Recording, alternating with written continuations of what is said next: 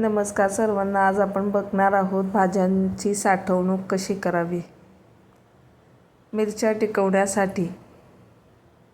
टिकवण्यासाठी हिरव्या मिरच्यांचे देठ तोडून डब्यात ठेवल्यास त्या जास्त दिवस ताज्या राहतात. आले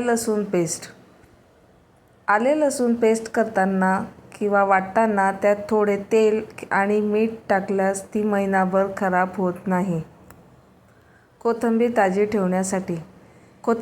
ठेवण्यासाठी कोथिंबीर स्वच्छ करून वाळवून प्लास्टिकच्या हवाबंद डब्यात खाली कागद किंवा टिश्यू पेपर ठेवून साठवावी.